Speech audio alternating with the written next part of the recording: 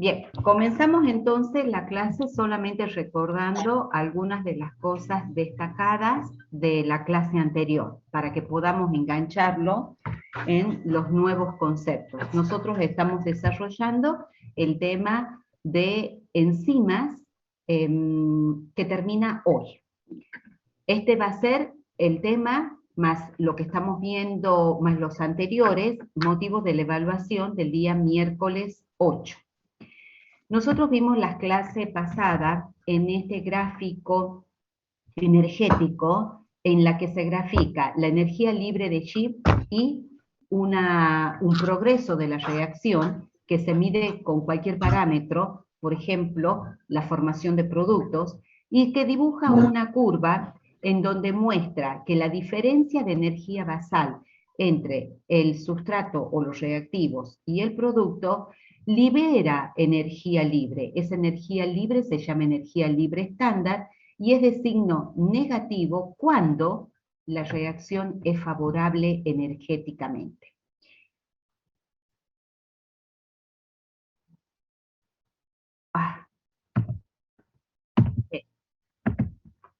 Quiero el puntero.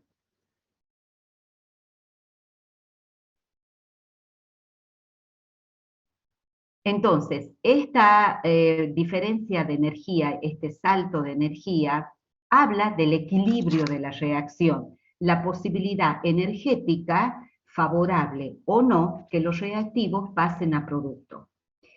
El camino para llegar a producto es el que se dibuja con esta cima máxima de energía que ven acá, que el tope, el máximo, corresponde al estado de transición en donde todas las moléculas del reactivo sufren los cambios, las modificaciones para dar producto. Ese salto máximo de energía, arrancando desde los sustratos o reactivos hacia el estado máximo, que es la etapa de transición, se llama energía de activación y siempre es de signo positivo. Esta energía de activación es lo que da la velocidad de una reacción. Entonces, si se transita un camino más corto, como es el que se logra cuando se pone un catalizador, en nuestro caso las enzimas, catalizadores biológicos, la energía de activación disminuye. Entonces, la posibilidad que los sustratos se transformen en producto es más veloz. O sea, lo único que hacen las enzimas es cambiar el camino. Lo hace más veloz porque baja la energía de activación. Siempre es de signo positivo porque es energía que se debe entregar al sistema. ¿Quién entrega esa energía? La energía de fijación, que como es energía que se entrega a la reacción, esta que se libera, la energía de fijación, es de signo negativo. Esta energía aparece cuando se forma el complejo enzima-sustrato, porque se generan en esa interacción uniones no covalentes, interacciones débiles, que por cada una de ellas se libera una cierta cantidad de energía que permite que en la sumatoria sea importante para hacer disminuir la energía de activación. Se llama entonces energía de fijación y es de signo negativo. El objetivo de la catálisis es determinar la velocidad de la reacción. Estudio que se llama cinética enzimática. Entonces, la velocidad de una reacción se mide como la formación de producto en función del tiempo o la disminución del sustrato en función del tiempo. Acá mostramos básicamente una reacción química en donde aparece una enzima, un solo sustrato, la formación del complejo y la liberación inicial de producto. Dijimos que la cinética enzimática se centra en la formación del complejo ES. Todos estos factores influyen en la cinética enzimática. La temperatura, vamos a ver hoy, el pH, el tiempo, la concentración de la enzima, del sustrato, los inhibidores. Lo primero que se hace para trabajar en el laboratorio es determinar lo que se llama velocidad inicial. ¿A qué se refiere? Se grafica la formación de producto de la reacción en función del tiempo. Se obtiene una gráfica aproximadamente como la que ven. La primera parte es la que indica que la formación de producto es proporcional al tiempo. Solamente en esta etapa de la reacción es la que la cinética enzimática se centra, en la que nosotros vamos a estudiar, y se llama velocidad inicial. Por lo tanto, la velocidad inicial es cuando la formación de producto es proporcional al tiempo. No trabajamos en esta parte de la curva, donde se aplana, sino en la parte donde es proporcional. Tomando ese valor, dos investigadores de Michaelis y Mendel plantean entonces la cinética haciendo variar la concentración de sustrato. Todos los demás parámetros, temperatura, pH, fuerza iónica, concentración de enzima, etcétera, todo, salvo la concentración de sustrato, se mantienen constantes. Y se grafica entonces la velocidad inicial determinada previamente en función de la concentración del sustrato. Lo que se obtiene es una hipérbola equilátera cuya asíntota se refiere a una de las constantes cinéticas determinadas por los investigadores, Michaelis y Mendel, que le llaman V máxima. La mitad de ese valor en el eje de las ordenadas se hace una extrapolación para el eje de las abscisas y se obtiene una segunda constante cinética que es el Km. Es una concentración de sustrato cuando la enzima está a la mitad saturada. La velocidad máxima, por lo tanto, es la enzima saturada totalmente, la velocidad que alcanza la reacción cuando la enzima está totalmente saturada por el sustrato. Entonces, Michaelis y Mendel plantean esta ecuación, la ecuación matemática que responde a la hipérbola equilátera, donde aparece que velocidad inicial es igual a V máxima por concentración de sustrato sobre el Km más la velocidad más la concentración de sustrato. Por lo tanto, tenemos la variable sustrato y dos constantes cinéticas, la velocidad máxima y el Km. Estas constantes cinéticas se determinan para cada una de las enzimas y varía de acuerdo a ellas, a cada una de ellas. Esta es la ecuación de Michaelis y Mendel. Otra de las metodologías algebraicas que se presentan es la de la doble inversa. O sea, otros investigadores muestran entonces que transformando, es lo que se muestra acá, transformando la ecuación de la hipérbola, invirtiendo los términos, se obtiene una recta. Entonces, 1 sobre B inicial, estamos invirtiendo ambos términos, va a ser igual a Km por la velocidad máxima sobre la concentración de sustrato, recuerden que estos dos son constantes, y más la 1 sobre la velocidad máxima. Por lo tanto, como ven, corresponde a una recta con ordenada al origen, en donde el punto de intersección con las ordenadas corresponde a 1 sobre B máxima, y la extrapolación hacia el eje de las abscisas me da el valor de 1 sobre Km. En comparación, el método anterior con este, es más fiable porque aparece un solo punto para darme el valor de B máxima. En el otro, recuerden que es una asíntota. De todas maneras, yo les había dicho que en el laboratorio, para tener el valor de las constantes B máxima y Km, siempre se deben hacer varias determinaciones para sacar el mejor valor.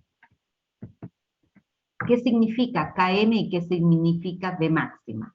Km implica a las constantes parciales de velocidad hacia la formación de ES o hacia el desdoblamiento del complejo, sea a la derecha o sea a la izquierda.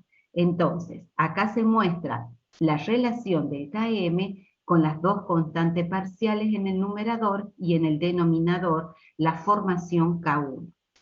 Cuando este K1, que es la velocidad de formación de ES, está muy aumentado, el cociente disminuye, por lo tanto el valor de Km se hace menor. Esto está hablando de una alta afinidad. Afinidad significa Km de la enzima por el sustrato. Un Km bajo implica alta afinidad y lo contrario sería el Km alto, baja afinidad. La velocidad máxima es lo que dijimos, la asíntota en la ecuación de Michaelis-Menten, y representa la eficiencia de la enzima, es decir, la cantidad de moléculas de producto que se forman en el tiempo cuando la enzima está totalmente saturada por el sustrato. Bien, nosotros dijimos entonces, esos básicamente los conceptos que vimos la clase pasada, que son varios los factores que influyen en la actividad enzimática. Uno de ellos, y que esto se puede determinar en el laboratorio, lo hacemos de hecho, es la influencia de la temperatura. ¿Cómo influye la temperatura? Entonces se grafica de nuevo la velocidad inicial y en función del cambio de temperatura. Lo que se observa acá es una curva que tiene una forma que no es campana de Gauss, o sea, no es parejita del lado izquierdo y del lado derecho. Se observa que la primera parte de la curva, el aumento de temperatura, aumenta la velocidad. Esto es una reacción lógica y esperable porque aumenta la energía cinética de las moléculas que interaccionan en la reacción para que la velocidad aumente. Es similar a la que ustedes hacen en el laboratorio cuando calientan el tubo de ensayo para acelerar la reacción. Entonces, aumentos de la temperatura generan un aumento de la velocidad inicial, de la actividad de la enzima. Pero esto, como estamos dentro de la biología, tiene todo un tope, tiene un máximo. Este máximo es la temperatura en que la actividad catalítica es máxima y se llama temperatura óptima. Y cada enzima tiene su propia temperatura. Ustedes tienen la tendencia de poner que la temperatura de las enzimas es de 37 grados, y eso no es así, es diferente de acuerdo a los organismos vivos. ¿Qué le pasa a los organismos que pueden crecer en climas árticos, desérticos, polares, los microorganismos que crecen en zonas muy cálidas o altamente de temperaturas muy altas, hasta 90 grados? Entonces, microorganismos que soportan 90 grados, enzimas que soportan esa temperatura. Entonces, la temperatura óptima va a ser dependiendo de la enzima. Una vez superada la temperatura óptima y si se sigue aumentando, se produce la desnaturalización de la enzima. Esta etapa óptima y esta parte positiva, que a mayor temperatura, a mayor actividad, se da en todos los casos. Y se estipula que cada 10 grados de temperatura aumenta la velocidad, se duplica la velocidad. Pero por encima esto se desnaturaliza. ¿Qué ocurre? La temperatura, el aumento de la temperatura, aumenta la energía de vibración de la molécula. Ustedes recuerden que estamos en una estructura tridimensional de la enzima, compleja, en donde necesita de esa estructura que se mantenga para poder ejercer la función. Cuando se pierde la conformación nativa, la enzima pierde la actividad. Un factor que desnaturaliza es la temperatura, porque es tanta la vibración en la molécula que llegan a romper enlaces, llegan a romper los puentes hidrógenos que sostienen a la conformación funcional. Por lo tanto, entonces se llega a un valor mínimo de actividad o perderla totalmente. Otro de los factores que influyen es el cambio de pH. El pH es la concentración de protones, que puede estar en alta o puede estar en baja. ¿Qué ocurre en la reacción biológica dentro de las células cuando el estado de ionización de los grupos funcionales, sea del sitio activo o del sustrato, se modifica por los cambios del pH? En el ejemplo que tengo hacia la izquierda, que es una diapo que ya le hemos visto la clase pasada, nosotros mostrábamos grupos del sustrato, grupos químicos del sustrato que interaccionan con todos los grupos de la enzima, es decir, con estos grupos activos que le llamábamos de la enzima. Unos funcionaban como unión y los otros funcionaban propiamente en la catálisis como el que está arriba.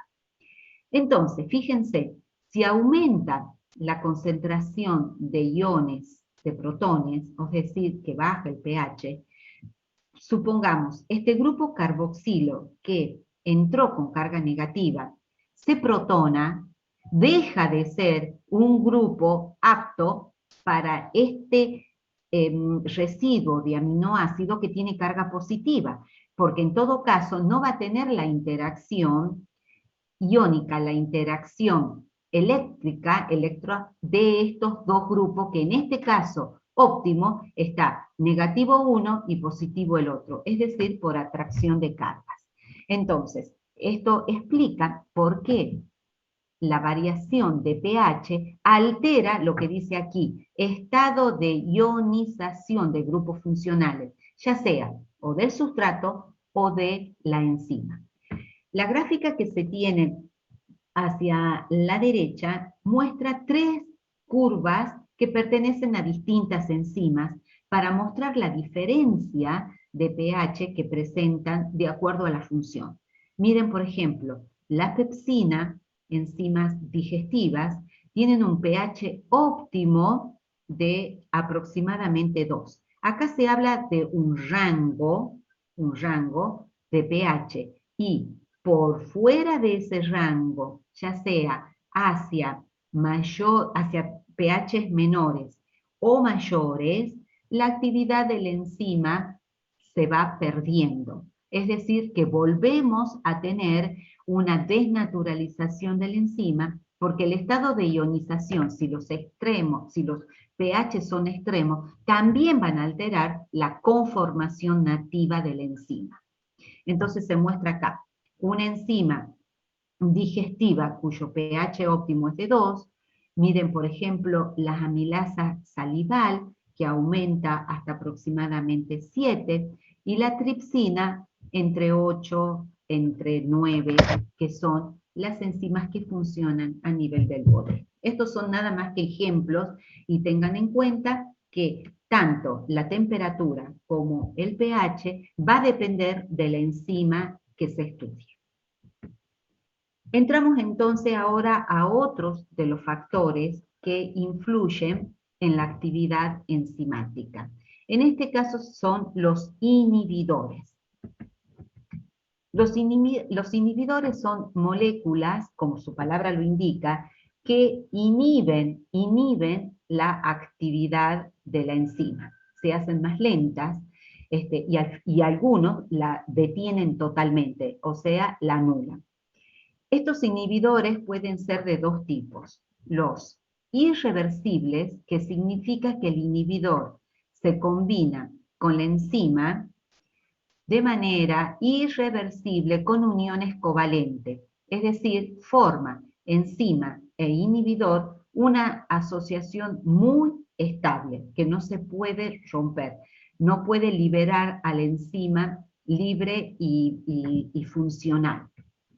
Este caso de inhibiciones irreversibles son ejemplos todos los que se consideran venenos para la célula. Un ejemplo claro es el cianuro. El cianuro envenena a la célula de cualquier organismo vivo, porque rompe, inhibe el transporte de electrones a nivel de la cadena respiratoria. Entonces, para todos los organismos aeróbicos, el cianuro es un veneno y no es reversible. En el caso de la inhibición reversible, entonces, el inhibidor establece con la enzima uniones no covalentes. ¿De qué estamos hablando? De interacciones débiles, todas las que ustedes ya conocen, las interacciones iónicas, puentes hidrógenos, interacciones hidrofóbicas, etc. De este tipo de inhibiciones reversibles, vamos a ver dos grupos, las que se llaman competitivas y las que se llaman no competitivas. Hay más, mixta, acompetitiva. Nosotros nos vamos a mirar solamente dos, la competitiva y la no competitiva. Estos inhibidores reversibles son muy útiles para farmacología, ya vamos a ver ejemplos de cómo se usan los inhibidores reversibles. Entonces, el primero, que se llama competitivo, el inhibidor, dice acá, compite con el sustrato por el sitio activo.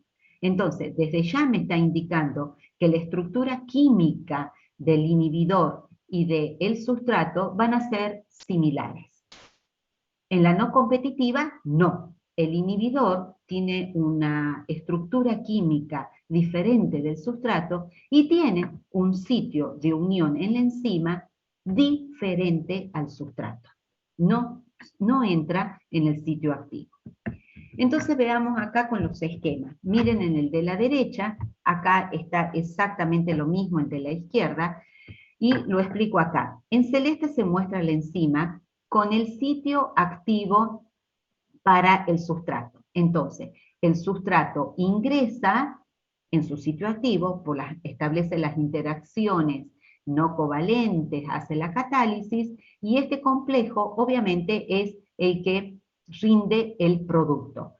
La enzima, el sustrato, forma el complejo S y forma el producto, o sea, es el activo. Pero si en el medio está un inhibidor, una molécula muy similar al sustrato, en la competencia el inhibidor entra al mismo sitio. Entonces la enzima no tiene sitio disponible para que entre la molécula del sustrato. El complejo EI, el complejo enzima inhibidor, no da producto. Entonces, acá va una pregunta. ¿Cuál de las constantes cinéticas, ya sea la B máxima o el Km, se va a ver modificada con esta inhibición competitiva? ¿Cuál es la que creen ustedes? Acá hay un sitio activo para el sustrato y el inhibidor le ocupa. ¿Se modifica el Km o la velocidad máxima?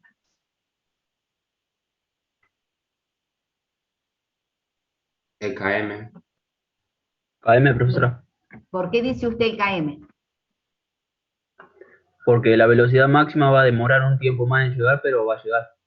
Pero va a llegar. Bien, la explicación es el Km, porque ¿qué es lo que va a ocurrir? Al no tener sitio activo disponible, entonces la enzima pierde afinidad simplemente porque está ocupada por otra molécula similar. Entonces, ¿cómo hago en la C, cómo se hace para revertir esta situación? Para revertirla, para que el sustrato le gane ahora en la competencia. Simplemente se aumenta la concentración de sustrato y en la competencia va a haber más complejo ES para dar el producto de la reacción, aumentando la concentración de sustrato.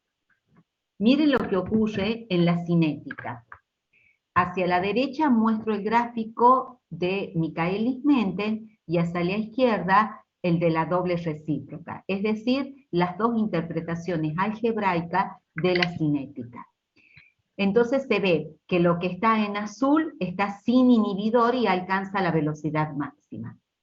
el que está en rojo está con inhibidor, y como bien dijeron ustedes, aunque va más lento, sí se alcanza la velocidad máxima, pero el KM está modificado. ¿Y el KM modificado cómo? ¿Aumentado o disminuido?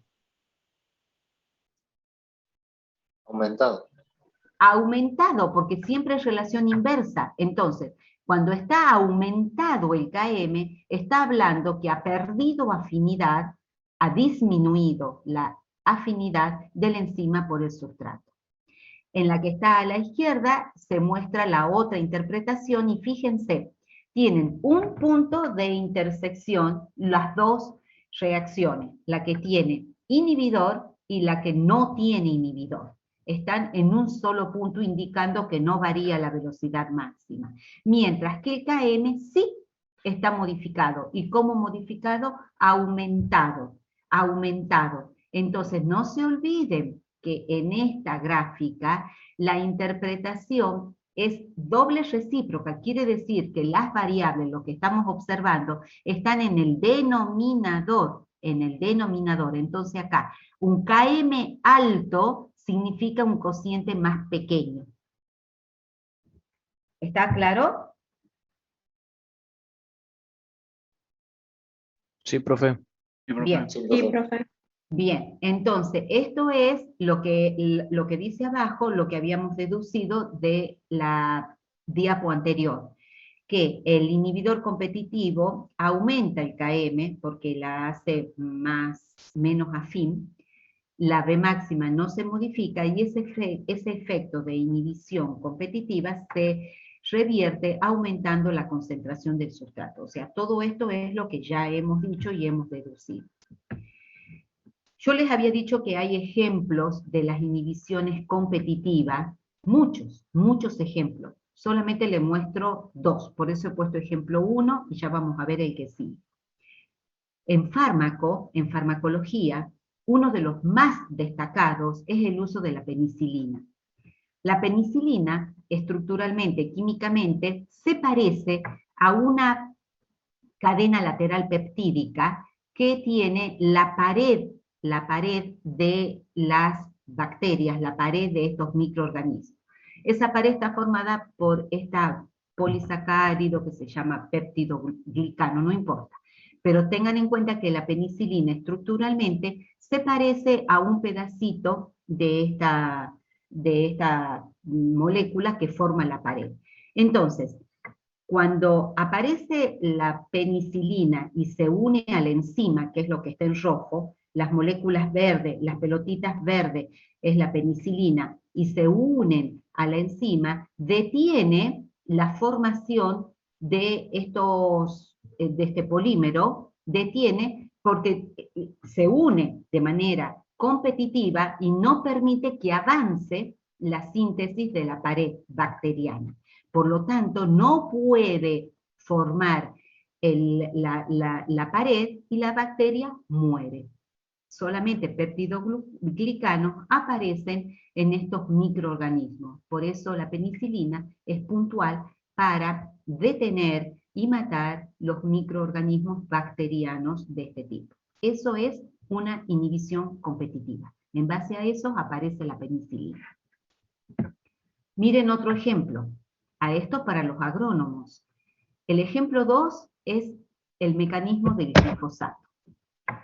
Lo que ven en azul, en celeste, son precursores en una vía biosintética que lleva a la formación de 3 aminoácidos aromáticos esenciales para la formación y de las proteínas, para la síntesis de proteínas.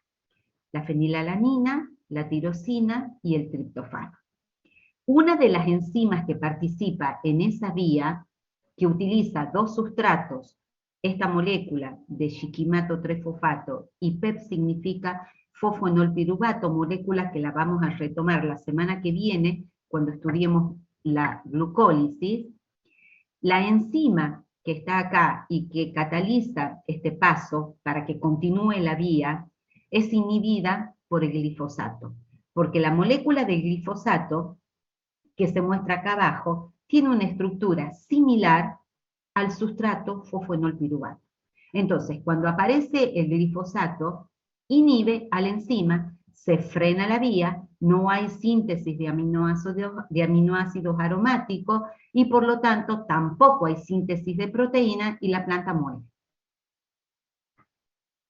La ingeniería genética logra que la soja RR sea resistente al glifosato, porque esta enzima es el blanco de acción, es la que se reemplaza por los mecanismos de ingeniería genética. Entonces, estos organismos modificados, genéticamente modificados, pueden resistir porque la enzima es la que ha sido cambiada para que sea resistente al glifosato. Entonces se muestra en la foto la soja RR, que es resistente al glifosato, y no aparece una sola maleza, y la soja tradicional, en donde ustedes pueden comparar un campo y otro. La foto de abajo alerta al uso del glifosato, porque en el uso, manejo y abuso, o sea, mal manejo y sin control del glifosato, están apareciendo ya desde hace varios años las malezas resistentes al glifosato. Entonces, no es problema de la metodología usada para obtener la soja RR. El problema es que no está controlado su manejo.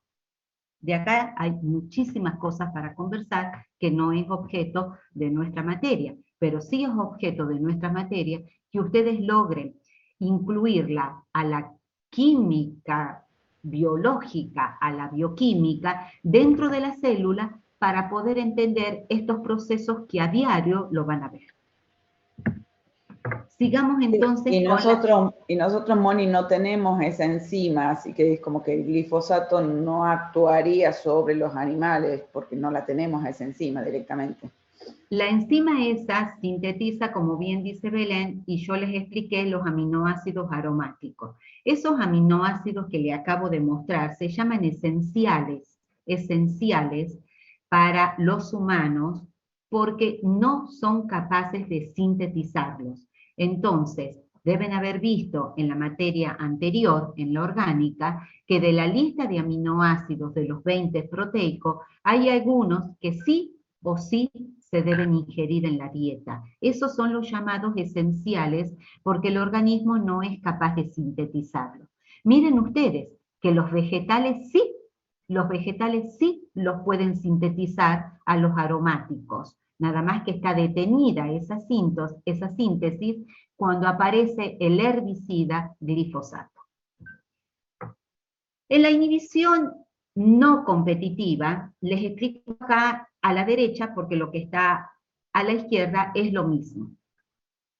La enzima, que vuelve a mostrarse de color celeste, tiene un sitio de unión con el sustrato y forma el complejo ES. Ese complejo obviamente es el que va a dar el producto. La enzima, el sustrato, el complejo y el producto.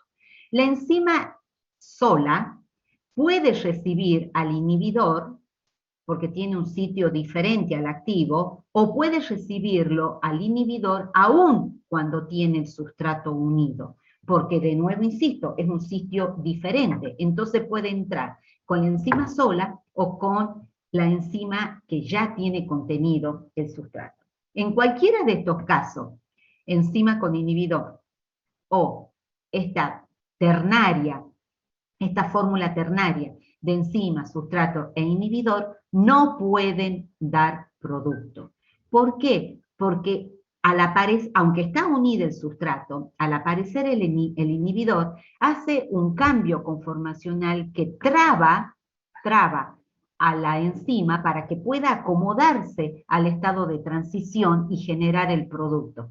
¿Se acuerdan que habíamos visto nosotros modelos en donde la enzima se acoplaba al sustrato y de los modelos estudiados se llegó a la conclusión que la enzima se adapta al estado de transición para que le permita a la molécula hacer los cambios, moverse dentro de esa gran cavidad, de ese gran hueco y dar los sustratos. Ahora, con un inhibidor no competitivo, esa estructura no permite ese movimiento. Entonces, la enzima baja la actividad, se inhibe la cinética. ¿Cuál de los dos parámetros, la velocidad máxima o el Km, va a estar afectado acá? ¿Cuál de los dos parámetros? La Cinéticos. velocidad. La velocidad.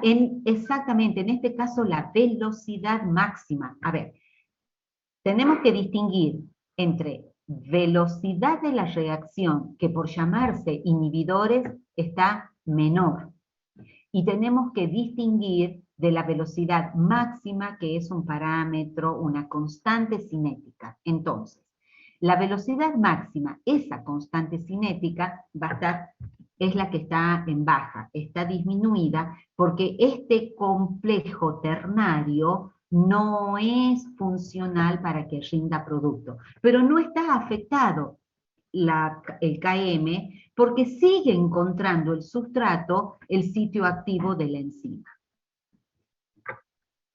Cuando la vemos entonces en la cinética, de nuevo los dos gráficos, la de Michaelis-Menten y la doble recíproca. En azul la que no tiene el inhibidor, y la roja la que tiene el inhibidor.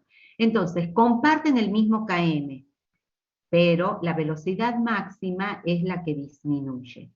En la gráfica de la doble recíproca, entonces, el mismo punto para Km, el mismo punto, pero la velocidad máxima cambia. En la recta que se ve en color rojo, la velocidad máxima, entonces, es menor, por eso está por encima. Es menor. Está por encima porque es cociente. Esta inhibición no se ve modificada cuando se aumenta la concentración del sustrato, o sea, no podemos cambiar. De estas inhibiciones, son raros los ejemplos que hay en las células. Generalmente, por eso he tenido más ejemplos para mostrarles, desde lo competitivo y no de esta inhibición no competitiva. Son menos los ejemplos. Generalmente aparecen como cofactores iónicos, los no competitivos. Bien, y vamos a pasar entonces a la última. ¿Puedo seguir? ¿Puedo continuar? Sí, profe. Bien. Sí. Profe. Bien. Sí, vas bien, Moni. Bien, no, sí voy bien. Yo siempre me apuro creyendo que no termino, pero bueno. Vamos entonces al último tema de lo que es esta bolilla, esta unidad, que como les dije, me parece que es la más bonita de la bioquímica. Explica todo. El último punto de la regulación enzimática. Nosotros cuando vimos al comienzo las propiedades que distinguían a las enzimas, nombramos tres. Una que era la eficiencia, ¿se acuerdan? Eficiente. O sea, que bajísimas concentraciones de enzima aumentaban la velocidad en millones de veces. Eficiencia.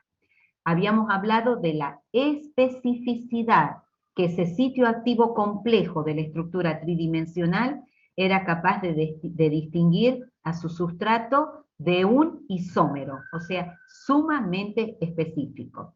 Y el último de las propiedades, dijimos, pueden regular toda la función celular.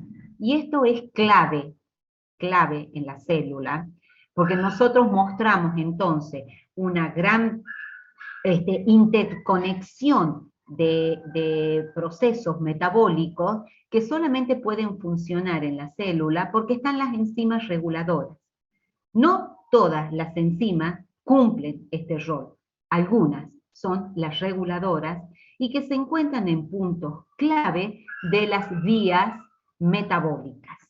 Puntos clave, por ejemplo, una bifurcación de la vía. Ese es un punto clave, es decir, redireccionar los metabolitos hacia un sentido, hacia una vía o hacia otra. Todo esto lo vamos a ver cada vez que veamos un metabolismo todas veces vamos a hablar de la regulación de ese mecanismo, de todo ese vía metabólica. Vamos a estudiar dos tipos de regulación. Entonces, acá dice como definición que las enzimas reguladoras muestran una actividad catalítica mayor o menor en respuestas a ciertas señales. Una de las características de los seres vivos era su adaptación. ¿Se acuerdan? Dijimos, los organismos vivos pueden sobrevivir porque tienen capacidad de adaptación. A nivel celular, esa adaptación la hacen las enzimas reguladoras. Entonces, la regulación alostérica quiere decir otro sitio. Estérico es sitio y esto es otro. Entonces, en los dos casos, la regulación es reversible. Es decir, que puede cambiar la actividad de mayor a menor de manera reversible. Otro de los términos que habíamos usado, que en la célula existía un equilibrio dinámico. ¿Se acuerdan? Equilibrio dinámico. Quiere decir que la concentración de reactivos y de productos aproximadamente están equilibrados, porque la célula tiene que mantener esas concentraciones, que se llama homeostasis, esas concentraciones para no igualarse con el entorno. Eso le implicaba gasto de energía, trabajo a realizar, porque si se iguala con el entorno, la célula muere, cuando ha perdido la capacidad de realizar trabajo y energía. Entonces, todo esto se va vinculando un término con otro. Volvamos a las enzimas reguladoras. Están sensando permanentemente que ese equilibrio dinámico dentro de la célula pueda mantenerse, sensando. Entonces ellas son las que participan. ¿Y cómo lo hacen? A poder pasar de un estado de más actividad a menos actividad. Miren lo que yo digo, más activo, menos activo. O sea, no es un término del todo o nada, no es cero de actividad ni la máxima, es decir, modificándose suavemente para mantener ese equilibrio. ¿Cómo lo hacen? De nuevo mostramos las enormes estructuras proteicas tridimensionales de las enzimas, que en este caso las reguladoras, todas tienen más de una subunidad proteica. Acá hay muchas subunidades proteicas, cada uno de los colores es una subunidad. Todas las enzimas reguladoras tienen varias subunidades. Una de las más grandes, la famosa rubisco, la enzima que participa en la fotosíntesis, tiene 12 unidades en la conformación esa enorme para poder regular. Bien, entonces estamos hablando de un cambio conformacional en las enzimas reguladoras. Ese cambio conformacional puede ocurrir de dos maneras diferentes de acuerdo a cuál sea el tipo de regulación al que está sujeto. Uno, el alostérico. Alostérico quiere decir, como dijimos, otro sitio. Es una unión reversible de moléculas reguladoras denominadas moduladores, efectores alostéricos que provocan en la enzima un cambio conformacional. Y está subrayado con rojo. Cambio conformacional le permite a la enzima cambiar de más a menos activa, o al revés.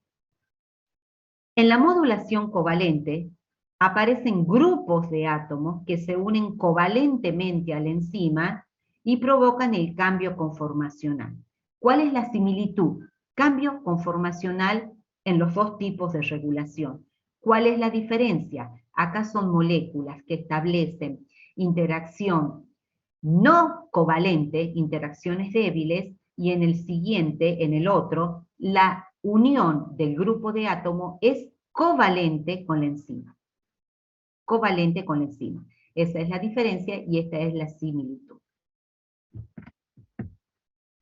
Veamos el primer caso, es decir, la unión de efectores, moduladores, que se unen a la enzima en el sitio alostérico. Estos moduladores pueden ser ya para hacerla más activa, es decir, porque hay faltante de productos, entonces un modulador positivo la activa a la enzima para que aumente la concentración de productos porque a la célula le está faltando. Hablemos del ATP. Hablemos del ATP. Si la célula tuvo un consumo muy fuerte de energía y está en baja la concentración de las moléculas de ATP, la vía que produce va a estar activa. Y ahí aparecen los moduladores que se llaman positivo porque la activan a la enzima. Ese modulador positivo, lo veamos acá abajo, tiene la enzima que está en un esquema de color rosado, el modulador positivo es de color verde, entonces entra en un sitio diferente, ¿no?, del activo y hace que la disponibilidad del sitio activo sea favorable para que entre el sustrato. Entonces, prepara a la enzima en su conformación para que sea más afín al sustrato. Mucho más sitios activos de las enzimas van a estar dispuestos para recibir al sustrato, la activa. Por el contrario, cuando hay un modulador negativo en la enzima, este ingresa al sitio alostérico y el sitio activo del sustrato pierde afinidad con el sustrato. Entonces, no ingresa o ingresa mal. Por lo tanto, disminuye la actividad de la enzima. Una misma enzima de estas que hemos mostrado al comienzo, que es un esquema tridimensional, una misma enzima tiene el sitio para el modulador negativo y el sitio para el modulador positivo. La misma enzima recibe a los dos moduladores, a los que la activan y a los que la inhiben, las que hacen menos actividad. Entonces acá mostramos cómo hay en sitios que participan, dicen subunidades catalíticas, es decir, las que van a recibir al sustrato, en donde están los sitios activos para recibir al sustrato. Y otros, de otros espacios tridimensional de la enzima, se llaman subunidades regulatorias. Es decir, son los que van a tener los sitios alostéricos para recibir ya sea al positivo, aumentando la actividad, o al negativo, disminuyendo la actividad.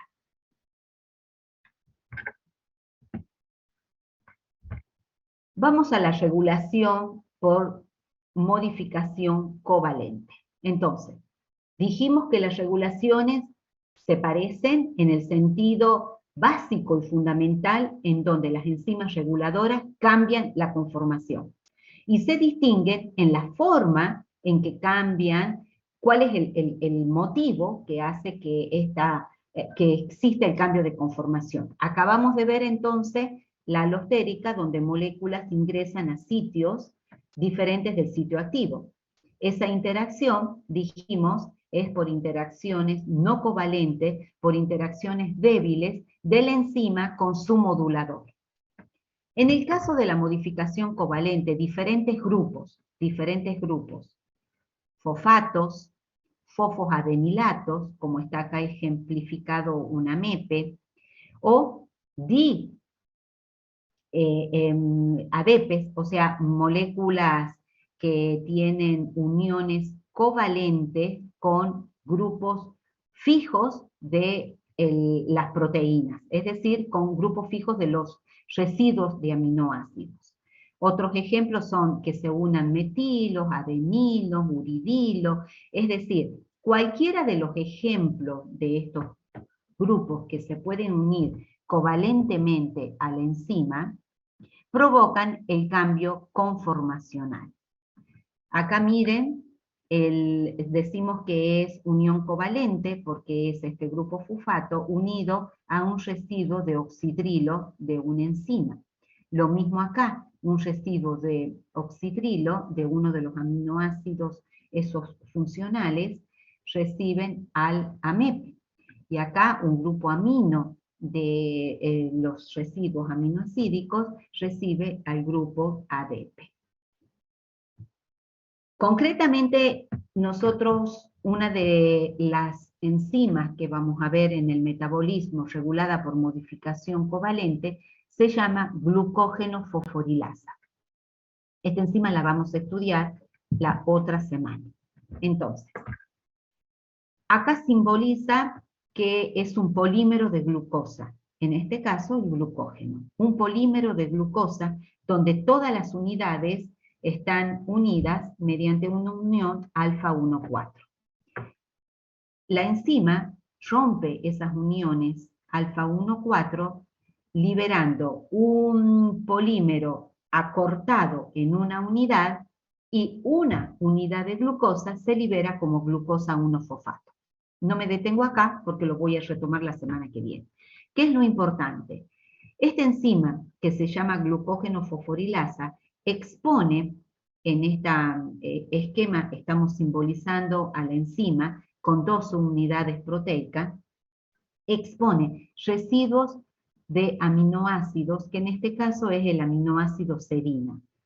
El aminoácido serina tiene grupos oxidrilos, y acá fíjense qué específico, no es cualquier serina, es la serina número 14 de esa cantidad de serinas que puede tener la enzima, la proteína. Solamente la número es 14, que expone sus grupos oxidrilos, va a unir el grupo fosfato que lo entrega el ATP. El ATP entonces pasa a ADP, libera el grupo fosforilo y se une el grupo fosfato, que al unirse se forma el fosforilo, la unión covalente, que es una unión éster.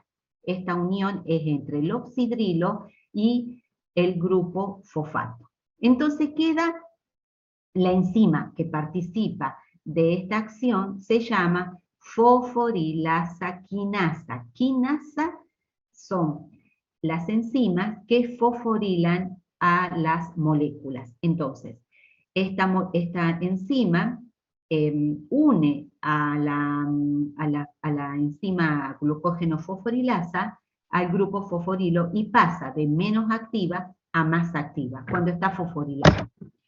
Como estamos frente a una regulación, los procesos son reversibles. Ustedes recuerden que siempre se mantiene.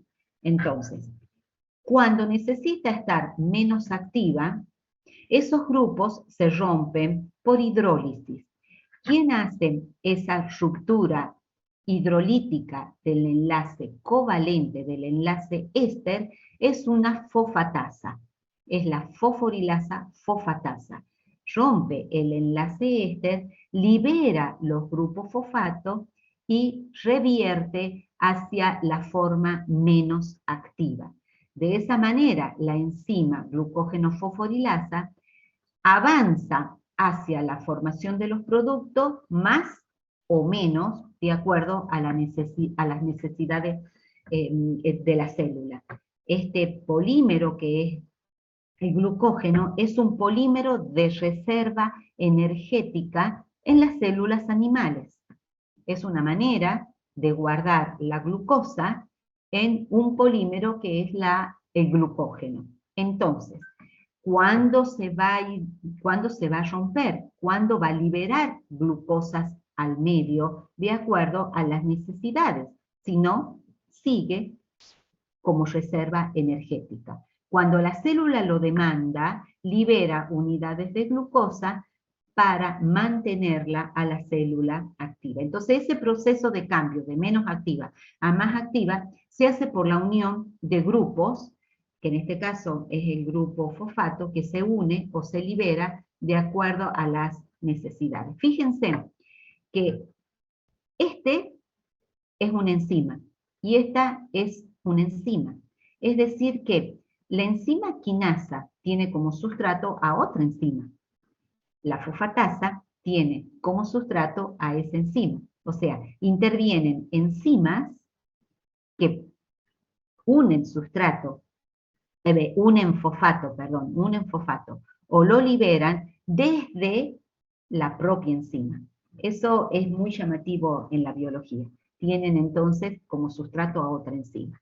Esta regulación es más lenta, les diría, en el orden de prioridades. La acción más rápida la ejercen las alostéricas, porque es la que más rápido sensan el aumento de producto o la disminución, las que más rápidas. Estas son las que continuarían a más largo plazo, o sea, son a más largo plazo más efectivas, pero son las que están censando. La otra inmediatamente, y esta en un segundo lugar en el orden. Hasta acá llegamos. Bueno, esto no lo tienen ustedes. Todo esto que está acá es nada más que para ejercitarlos en sus conocimientos, que lo van a trabajar, obviamente con gran espacio de tiempo en el teórico práctico. Hemos terminado muy tempranito. A ver si me conecto. Profe, Sí, señorita. Sí, disculpe, yo tengo una preguntita. claro que sí. Usted han puesto en el campus la distribución de las comisiones de los prácticos, los listados. Sí. Y hay algunos que estamos recursando que no aparecemos.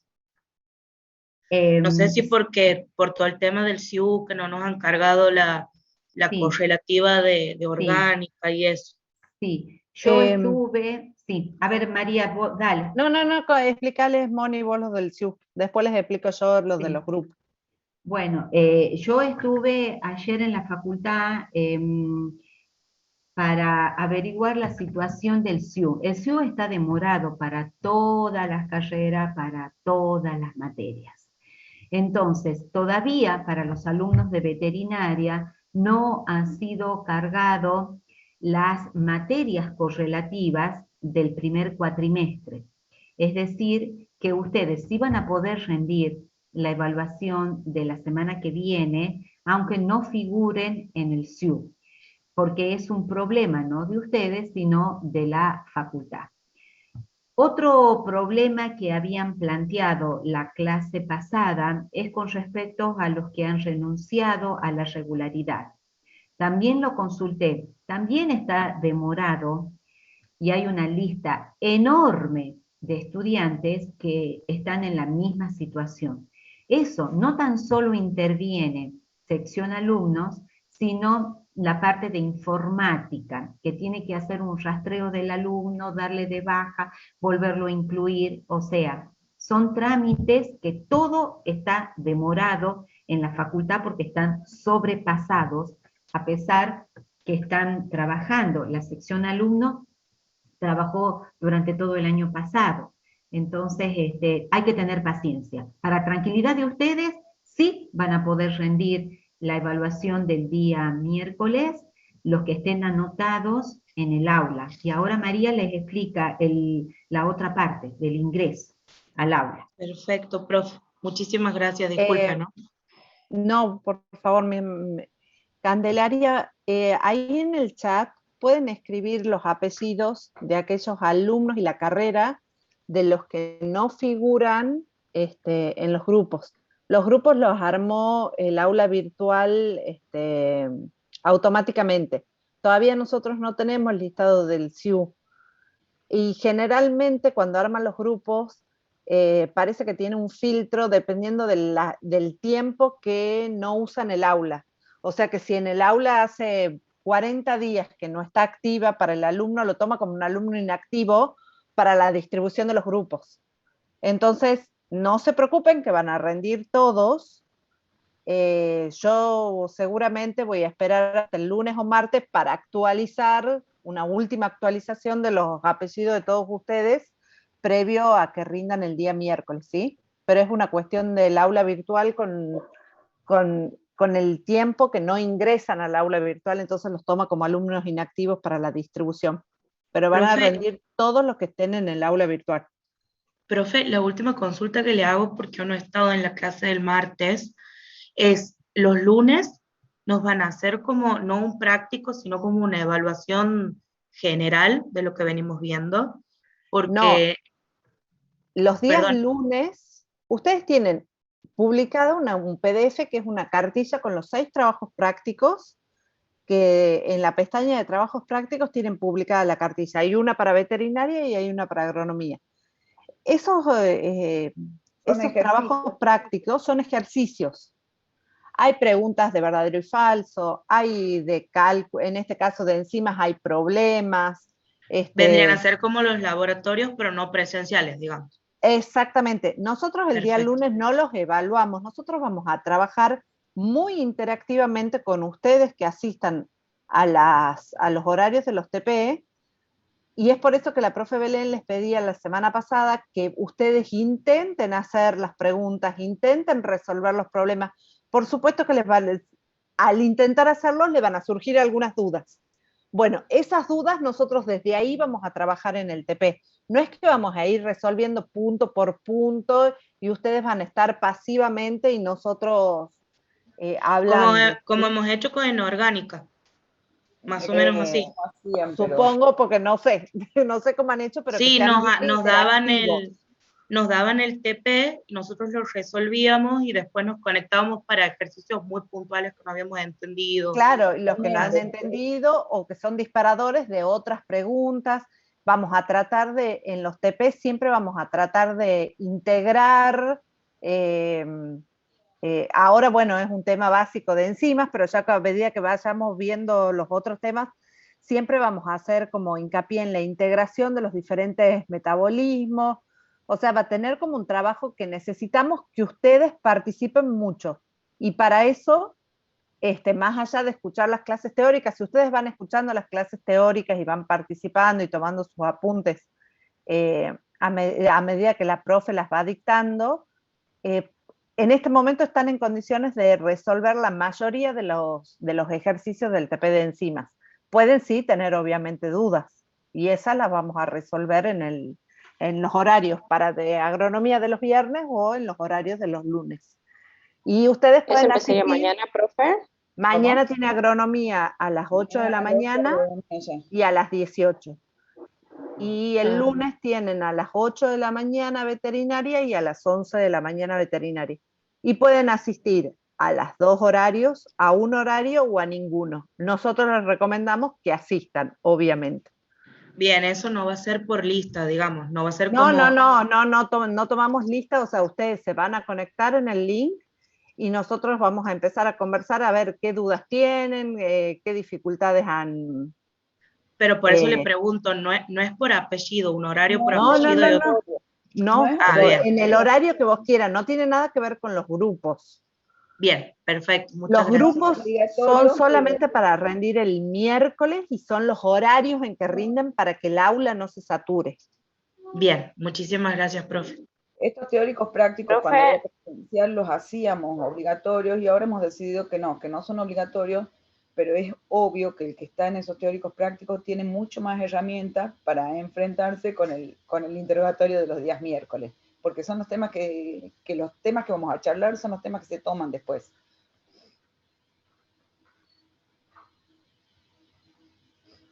profe, ¿y qué es múltiple choice?